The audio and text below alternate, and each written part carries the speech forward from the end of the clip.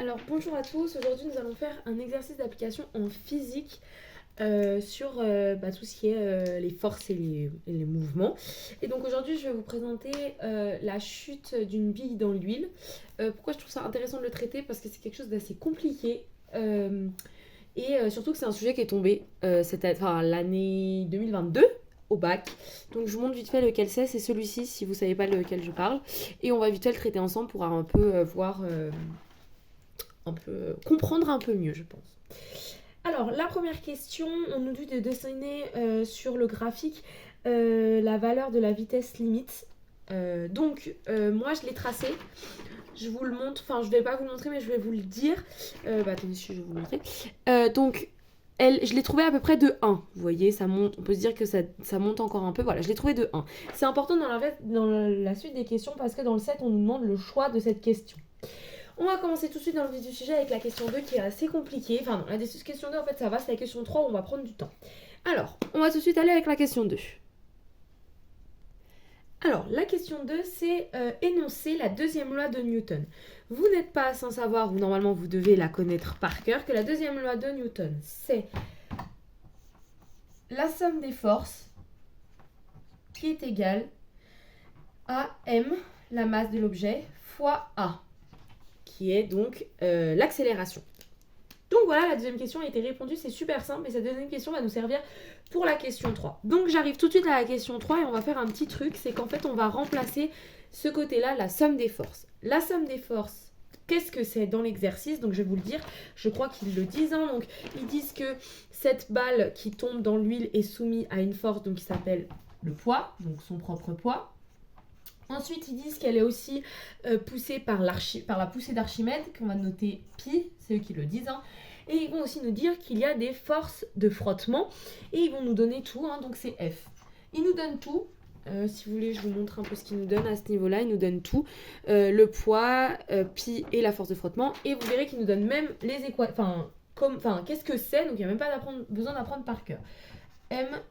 Alors, là, on va retirer le A parce que je vous marque je vous dis ce qu'ils nous ont demandé. Ils nous ont demandé qu'on trouve quelque chose qui a de la forme de dV, sur dt qui est égal à A fois V plus B. Ça sera important pour la suite, mais je veux vraiment que vous voyez ça parce que ça, on va le mettre ici. L'accélération, c'est quoi? C'est la dérivée de la vitesse sur le temps. Donc, en fait, on va pouvoir faire fois dt. Je rappelle qu'en physique, le D, c'est le dérivé. Ils font pas une apostrophe comme en maths. Alors, je dis encore n'importe quoi. dV sur dt. Voilà, donc là, on a un peu décomposé la formule. On est pas mal. Ce qu'on va faire maintenant, c'est qu'on va mettre toutes les formules donc de P, de pi et de G accrochées. Donc, on va le faire doucement. Alors, on va commencer par le poids qui est le plus simple. C'est M fois G. Nickel. Ensuite, on va continuer avec la poussée d'Archimède. La poussée d'Archimède, s'il n'y a pas de souci, il n'y a pas besoin de la prendre, vous voyez, il nous le donne. Voilà, donc bête et méchant, je la réécris. Et ensuite, F, les forces de frottement. Alors, les forces de frottement, il me semble qu'on nous le donne exactement. Donc, même pas besoin de le chercher, on nous le donne là. Donc voilà, on a tout décomposé, le P, la poussée d'Archimède, les forces de frottement. Et on a remis ce que j'avais de ce côté-là, de l'autre côté. Ça pourrait faire peur parce qu'il y a beaucoup d'informations, mais on va se concentrer sur la formule de base qu'on nous a demandé, c'est-à-dire dV sur dt est égal à AT, enfin AV plutôt, plus B. Alors, il y a un petit souci de ce côté-là, c'est que le M nous fait chier parce qu'ici on devrait avoir que dV sur dt, donc en fait on va le faire passer de l'autre côté, donc en fait on va l'enlever et on va tout diviser par M. J'espère que vous m'avez suivi, ici c'était fois M. On passe de l'autre côté en tout divisant par M. Ok. Alors, une fois arrivé là, il va falloir se tenir un petit coup. Parce qu'en fait, il va falloir qu'on décompose ça en A et B. Alors, ce qu'il faut que vous essayiez de trouver, c'est un V. Donc, le V, je vous le donne en mille, il est là. Donc, toute cette partie-là, ça va être notre 6. Notre A, pardon, excusez-moi. Ça va être notre A. Donc, on va le réécrire en tant que A. Donc, je l'ai réécrit. Je vais juste vous expliquer. Donc, le moins qui est ici, il est ici. Le 6, le pi, le n, je vous ai pas expliqué ce que c'était. Le n, c'est quelque chose qu'on nous donne. On nous dit que la formule dedans, il y a le n. Et quand on regarde de l'autre côté, on nous donne le n, il est juste ici, là. On nous le donne, 0,39. Donc voilà, c'est pour ça que je le laisse n. Et le r, c'est le rayon de la balle, ou le rayon de la balle, c'est ça. Donc, il nous l'est donné aussi, donc il n'y a pas à vous inquiéter. Le M qui était en dessous, on l'oublie pas. Et le V, surtout, on l'enlève, vu que dans ce qu'on veut, on veut A fois V, il faut vraiment qu'on le garde, le V, plus B. Donc maintenant, on va faire le B, qui est ce gros truc là, tout moche. Et alors là, c'est un petit peu compliqué, ça va aller, enfin, un petit peu compliqué, oui et non. Là, on va refaire encore quelque chose. On pourrait le laisser comme ça, hein, qu'on soit d'accord entre nous. Mais ce qu'on va faire, c'est qu'on va remplacer celui-ci par sa, enfin, pas par sa valeur, mais par son expression. Ça, c'est le volume d'une sphère, donc le volume de la balle. Donc, ce qu'on va faire, c'est qu'on va écrire ce que c'est le volume. Et le volume, c'est 4 tiers sur pi fois, 4 tiers fois pi fois r au cube. Voilà, cherchez, excusez-moi. Donc, on va le réécrire et ça va nous donner le B. Alors, ne panique, ça aussi, il vous le donne. Hein. Franchement, il vous donne pas mal de choses. Donc, ne paniquez pas, les formules, on vous les donne. Alors, ici, vous allez... Donc, vous voyez qu'ici, il y a un 3 qui est en dessous. Le 3, on va le ramener avec le M. Donc, ça va nous donner 4 pi fois R, R au cube. G moins... le moins, on va le mettre devant, encore une fois. Donc, rho de l'huile. Le G, on va le mettre devant. Le M, on va le laisser tomber parce que le M, il me semble... qu'il faut qu'on le laisse tomber. Alors ça, je me souviens plus pourquoi, mais je sais que je l'ai laissé tomber. Et je trouve les bons résultats, donc le M, il faut qu'on le laisse tomber. Ah oui, je crois que c'est par rapport à ce M-là. Mais vu qu'on multiplie par 3, on le laisse. Et donc, vous allez réécrire tout ça en faisant passer le G de l'autre côté. Je vous explique pourquoi, parce que ça, c'est à côté. Je vous rappelle qu'il y a un moins ici. Donc, on va faire descendre les deux. Et on va écrire notre B. Donc voilà, ça nous donne ça. G, comme je vous ai dit, qu'on passe devant, moins qu'on garde, rho de l'huile, fois le volume qu'on a bien, mis en écriture. Donc le 4 pi fois R, alors c'est pas le 3, il n'est pas ici, je me suis un peu trompée, excusez-moi. Hop, fois G et M fois 3, parce qu'on met le 3 ici. Ok, donc là, on a fini la question 3, il me semble. Oui, la question 3. Et on va passer à la question 4, qui va être de calculer toutes ces jolies choses. Alors, ne paniquez pas parce que j'ai tout effacé, ça va bien se passer. En fait, c'est parce qu'on va avoir 2-3 petites conversions à faire. Alors, comme je vous ai dit tout à l'heure, on nous donne absolument tout. Mais il va y avoir des petites conversions à faire parce qu'ils vont nous demander, on ne le dit pas, mais tout doit être à peu près dans une unité qui peuvent, vous savez, s'enlever. Enfin voilà, que ça soit cohérent avec, avec ce qu'on veut. Donc, pour ceux qui ont l'exercice sous la main, le R... il va falloir, donc le R, je vous le dis combien il est. Alors attendez, le R, il est de 50 mm, de 5 mm, pardon. Il va falloir qu'on le transforme en mètres, donc ça va faire 0,05 mètres. Ensuite, la masse, alors pareil, la masse, on nous le donne, la masse est de 41 grammes. Encore une fois, il va falloir le passer en kilogrammes. 0,41 grammes. C'est les seules conversions qu'on aura à faire. Voilà, donc comme ça... ceux qui ont la fiche et qui travaillent avec nous, ils peuvent savoir d'où sortent les chiffres. Alors, pour ceux qui ont tout noté, on va essayer de faire petit à petit. Pour le A, on avait dit qu'il y avait déjà un moins devant. Ensuite, on avait dit qu'il y avait un 6 de base, fois pi, qu'on ne va pas changer, vu que pi, on peut le marquer sur la calculatrice, fois n, vous vous souvenez, c'était n, je vous l'ai dit qu'on l'avait, c'était 0,39, qu'on n'avait pas de conversion à faire, fois R, on vient de faire la conversion, donc 0,05. Sur M, on vient de faire aussi la conversion 0,041. Ce petit nombre, on va calculer, vous pouvez le faire sur la calculatrice. Le moins qui est devant, il va réapparaître ici, et ça va faire 8,97. Je vous expliquerai après comment vous pouvez savoir si vous êtes trompé ou pas. C'est pour ça que je vous ai dit tout à l'heure, le B, j'étais sûre de ne pas m'être trompée. Alors, on continue avec le B, on refait la même histoire. Ça va faire toujours le moins. Ouh là là là là. Pas très beau tout ça. Moins. C'est parti, on reprend. Donc, on avait déjà un petit truc devant, Marine. Hop. On avait G. 9,88. Pareil, on nous le donne, c'est petit G. Sur. Ensuite, nous avons 920. 920, je le répète, c'est... excusez-moi, je me souviens. Si, c'est rho de l'huile. Pareil, on nous le donne. Rho de l'huile, il nous le donne 920 piles, c'est ça? Oui, c'est ça. Kilogramme par mètre cube, pardon. Il fallait que je vérifie l'unité. Ok, fois 4. Ce 4-là, il était déjà dans dans l'équation, il me semble. Oui, c'est ça, c'était le 4 sur 3. Je vous explique ce que je fais en même temps pour pas que vous soyez perdus. Fois pi, toujours, on le laisse comme ça. Fois r au cube, donc on le réécrit au cube. Et fois g. Vous vous souvenez, il y avait 2 fois g, il y en avait un là et un là. Hop, égal. Et là, on avait 3 fois la masse, si vous vous souvenez bien. Donc toujours donc ce 3 qu'elle avec ce 4 et nous avons toujours la masse. Cette fois-ci, ce résultat nous donne un 8. Alors par contre, là, c'est un 8. Je me souvenais pas que c'était un 8. Ici, ok, c'est un 8.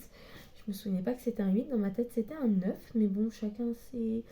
Alors attendez, que je vérifie parce qu'il me semble que c'était un 9. Oui, c'est ça. En fait, ici, ça doit être... Ah non, non, c'est bon, c'est un 8. J'ai rien dit. Oh là là. C'est parce qu'en fait, ils vont arrondir après. J'avais oublié qu'ils arrondissaient. Donc, 6, 4, 9. Et c'est là où je vais pouvoir vous expliquer comment on sait si on s'est trompé ou non. Donc là, on a fini la question 4, pour ceux qui le demandent. Donc, c'est en... Alors, le coefficient A, si jamais vous voulez le marquer, c'est en seconde moins 1. Et le B, c'est en mètres par seconde, il me semble. Oui, c'est ça. Mètres par seconde moins 1, il me semble. Non, moins 2. Hop, moins 2. Ça, pareil, c'est écrit dans l'énoncé. Hein. Enfin, c'est écrit dans la question. Alors, là, on a fini la partie physique pour celles et ceux qui se demandent. Alors, c'était un peu laborieux. Mais là, on a fini la partie physique. Et là, pour le reste, ça va être une partie maths. Donc, j'espère que ça va aller plus vite. C'est l'équadif typique de maths. Donc, je vais effacer tout ça. Et je vais... Alors, juste avant, je vous explique si c'est juste. Pourquoi est-ce qu'on sait que c'est juste? Parce que l'équadif, il nous la donne là. Donc, je ne sais pas si vous arrivez à voir. C'est écrit moins 9. Là, quand on arrondit, ça fait moins 9. Plus B, donc, comme ils ont dit, c'est 8,6. 8,6. Donc, on a trouvé des choses justes déjà. On est pas mal. Donc, on va partir pour l'équadif. Alors, les profs physiques, vous allez peut-être ne pas apprécier parce que moi, je vais résoudre cette fin d'exercice comme je résoudrais ça en maths parce que je trouve ça beaucoup plus pratique et parce que moi, je suis beaucoup plus forte en maths donc et c'est plus naturel pour moi. Donc, je vais prendre les maths. J'avoue, je vais passer par les maths. Alors, je rappelle qu'on n'oublie pas d'écrire la petite phrase qui va bien. Et ensuite, je rappelle pour ceux qui ne s'en souviennent plus que l'équadif s'écrit sous cette forme-là. K, en tout cas en maths, hein, je ne vais pas m'avancer, mais moins 9t, on met le moins 9 ici, moins 8,6 sur moins 9. Donc, f de t, f de t est égal KE de moins 9t plus 0,96. Voilà. Comment j'ai trouvé le 0,96? J'ai tapé ça sur la calculatrice. Hein. Je rappelle que dans, il ne faut pas oublier le moins, c'est écrit dans la formule type. Mais là, je vais passer assez vite parce que normalement, l'équadif, vous devez quand même un minimum connaître. Vu qu'on, enfin, en tout cas, en maths, c'est plus facile qu'en physique. Donc, ça devrait être un peu plus facile. Là, si c'est pas fini, là, on va faire f de 0. Donc, je réface et on va faire f de 0. Alors, j'ai dit que j'avançais un peu vite, mais je vais quand même expliquer pour ceux qui buggeraient un peu. Je reprends exactement ce que j'ai pris tout à l'heure, donc ce que j'ai calculé. Le premier 0 qui est ici va apparaître ici à la place du t, et le deuxième 0 va aller de l'autre côté. Là, on va descendre. Je rappelle que moins 9 fois 0, ça fait 1, ça fait 0, pardon, et que 0, ça fait 1. Donc là, ça va faire k fois 0, enfin 1, plus 0,96 égale 0, et donc ça va faire k est égal à moins 0,96. J'espère que vous avez trouvé à peu près ça. Et donc, je rappelle, on réécrit bien la formule. Hein. Voilà, donc je parle de celle-ci, la phrase qui va bien. Les solutions, la solution est de la forme f de t. Le k, on le remplace. Et on réécrit exactement ce qu'on avait écrit tout à l'heure. Alors, encore une fois, si vous voulez... normalement, il l'explique après si vous n'êtes pas trompé. Hein, il vous le redonne. Là, il vous le donne un peu différemment. Donc, je ne conseille pas d'aller voir la suite pour vérifier que c'est juste. Mais après, vous pouvez essayer. Et là, on va faire un truc que vous n'aimez pas forcément d'habitude. Ça va être les limites. Avec une nouvelle formule, parce qu'en fait, eux, ils nous le donnent, ce qui est réel. Hein, ils pourraient vous le faire démontrer, mais vous, ils vous le donnent. Et ils vous disent que f de t, elle est aussi égale, ce qui est juste, hein, 0,96 facteur de 1 moins e de moins 9t. Donc c'est exactement, c'est équivaut, mais eux, ils vous demandent de travailler avec celle-ci. Donc c'est ce que je vous dis. Si vous n'êtes pas sûr de ce que vous allez trouver, vous pouvez essayer de calculer celle-ci, parce que donc là, ça va faire 0,96, logique, et là, ça va faire moins 0,96 e de 9 moins t. Vous retombez bien sur la même chose. C'est une solution pour se dire, est-ce que ce qu'on a trouvé là, c'est juste, c'est cohérent? Si vous avez un peu, si vous voulez être sûr, vous pouvez développer et vous tombez bien là-dessus, donc on est bon. Donc, eux, ils nous demandent spécifiquement de faire la limite là-dessus. On est d'accord que la limite là-dessus serait plus facile, mais ça changerait que ce soit là-dessus. Hein.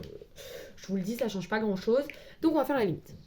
Alors, j'ai oublié de vous dire quand même la limite de quoi, enfin quand t tend vers quoi, c'est un peu bête. Donc, c'est quand t tend vers plus l'infini. Parce que sinon, vous faites les deux limites. Oui, vous pouvez, mais c'est pas ce qui est demandé. Donc, on va commencer par le premier morceau, qui va être celui-là, c'est le plus facile, c'est celui qu'on s'attend. Donc, vous pouvez dire que la limite de 0,96, c'est 0,96 quand t tend vers plus l'infini. Maintenant, vous avez deux choix. Soit vous pouvez essayer de noter sur la calculatrice, de noter un grand nombre de e pour savoir combien ça fait ça. Soit vous pouvez la tracer, regardez qu'est-ce que ça fait, le plateau que vous obtenez en plus l'infini. Soit, pour les personnes qui ont juste de la logique, vous vous dites que la limite de tout ça, on nous le donne. Parce que oui, j'ai oublié de vous dire, mais la question c'est montrer que la limite de cette chose, lorsque t tend vers plus l'infini, est égale à 0,96. On nous le donne, la limite. Donc, vous vous dites juste que la limite de 1 moins 0t est égale à 1 quand t tend vers plus l'infini. Alors, il y en a, ils n'ont peut-être pas compris. Alors, logiquement, ici, nous avons un fois. Ça veut dire que là, nous sommes obligés d'avoir un 1 pour que la limite soit de 0,96. Moi, j'ai raisonné comme ça, mais je vous avoue qu'après, j'ai vérifié pour éviter de dire que je disais n'importe quoi. Si vous la tracez, le plateau est en 1. Si vous mettez un très grand nombre ici, vous allez trouver 1. Donc, dans tous les cas, vous allez trouver un 1 ici. Donc, vous le faites comme vous voulez, mais vous devez trouver à la fin 0,96. C'est ce qu'on vous attend. Et on attend cette justification, je pense, de dire voilà que vous savez que la limite de 0,96 c'est 0,96, la limite de tout ça, ça fait 1. Soit vous le tracez, soit je vous dis vous faites comme vous voulez. Ou alors ce que vous pouvez faire aussi c'est la limite de chaque terme. La limite de ça, ça fait 1. La limite de ça, ça fait 0. Donc 0 moins 1 moins 0, ça fait 1. Vous pouvez le faire aussi comme ça si vous préférez. Mais voilà, juste avec de la chouette, vous arrivez aussi à le trouver. On a fini les limites. Et on passe du coup à la dernière question que je vous disais, c'était par rapport, vous savez, au graphique. Alors, je vous montre le graphique. Je vous rappelle que le graphique, moi, ma v limite, je l'avais mis à 1. Et ben, on voit qu'avec la fonction, la v limite, elle est de 0,96. Donc, c'est qu'on n'était pas trop loin. Donc, pour la 7, si vous voulez dire quelque chose, c'est de dire que du coup, on n'était pas si loin que ça. Donc, l'ajustement de nuage de points est correct. Cet ajustement de nuage de points a l'air d'être correct avec la fonction trouvée. Et donc, vous pouvez dire que l'étude expérimentale, enfin reprendre la question quoi, l'étude expérimentale fournit un argument en faveur en choix du modèle des forces de frottement fluide effectué au début de l'exercice. Vous reprenez exactement la phrase qui est écrite, hein, je ne me suis pas foulée. Et voilà, l'exercice il est fini, un peu compliqué, mais une fois qu'on s'est plongé dedans, ça peut aller. Donc voilà, j'espère que ça vous a aidé et que vous allez progresser. Voilà.